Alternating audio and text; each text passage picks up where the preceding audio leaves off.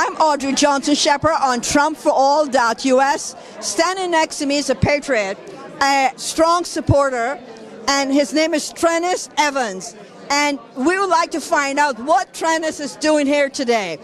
First of all, what are you doing here today? Well, Audrey, I'm always out to have a great support of conservative values and the views and people that support the Lord, support our country. Those are the things that mean something to me. I want my children to grow up in that kind of environment.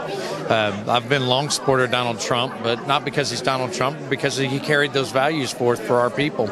And, as you know, January 6th was an event that was detrimental and impactful in many ways to many people. But I'm not here to talk about January 6th. I'm here to talk about the undoing of January 6th. I spent today at Ken Paxton's office. Wow. I've been on the phone across the country. We've been working. We've been providing a legal doctrine out to the Attorney Generals. I would like to make this, you'll be the first person to interview me since this event, and I'm glad I got a chance to do it with you because you're a close-to-home person, and we attend the same church at Sullivan. Yes, yeah, I'll be there on Sunday. Yes, I know. So I want to tell you that today we delivered information to Ken Paxton's office, and you'll see the press. I will make sure to get you the official press release that's coming tonight. What was done today was instrumental in securing the release and safe return of all January 6 individuals. They were unlawfully abducted by the federal government. They did not follow the proper procedural methods that are there through the U.S. and the state constitutions. And through that, so that creates an unlawful abduction, which means their cases will be dismissed and these people will be going home. Thank you, Jesus. Well, all we need now is our attorney generals to stand up and lean into it with a little backbone and say, you know what, I support my state constitution. And as long as they stand up and support that state constitution, I think we're going to be just fine. Have you ever seen Ken Paxton run away from a fight with the federal government? No, he's a great guy. I think he has a spine, and I think he's guided by the Lord. So I believe in Ken Paxton. I believe he's going to stand up. Furthermore, you know what's interesting is not only will it take care of Texans, it's going to take care of people across the country. Because the way this works is once he files this, it'll be heard by the Supreme Court within 28 days. Remember that election thing that went there? And they said, we didn't have any standing. Because Ken Paxton didn't have standing to address election matters in other states. Fair enough. That might be a good answer, and maybe it was a good choice by the Supreme Court. Not one we liked, but maybe it was the right choice by the procedural law.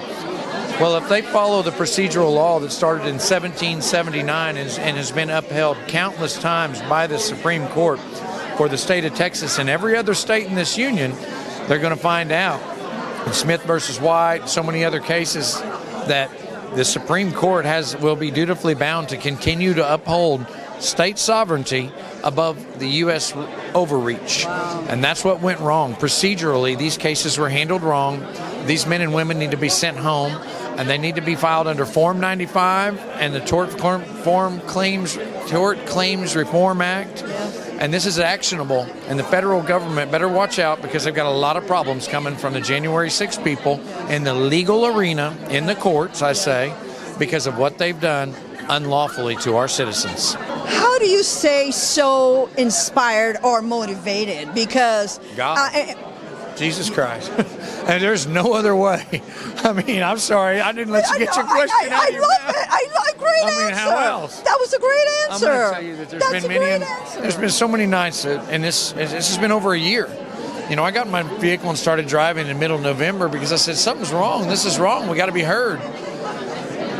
I've stayed in this fight. People will know. I left my business. I have honestly, I probably haven't tended to my own garden, my wife and my children, as well as I should have in the last year. And they know they've suffered a little bit, but they've been willing to give too, because they know that what I've done has been a fight.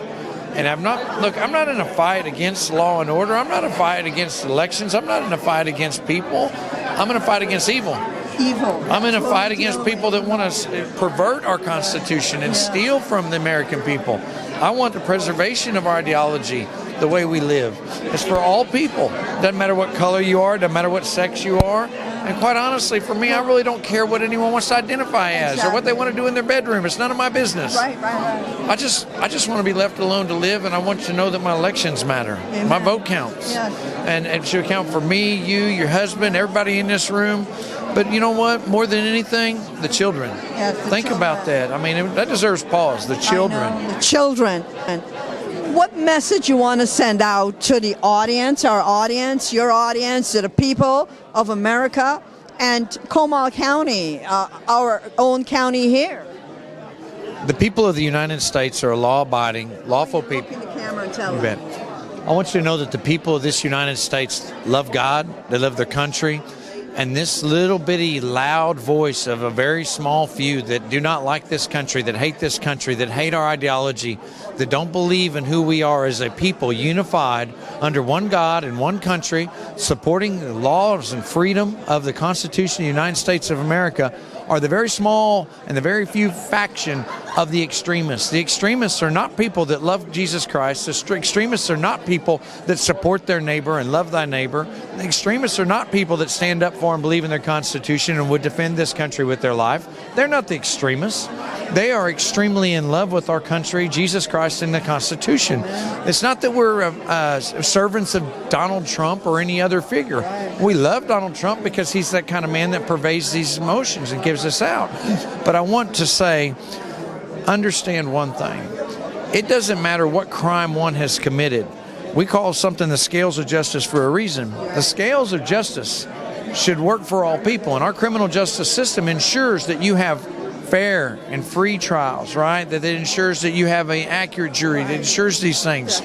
These powers that were vested in people and these ideas that came to them to write this great Constitution that created the Constitution and the criminal justice system were delivered to them by God. There's no question. Now, what I've explained to you is that all people, regardless of their crimes, have a right.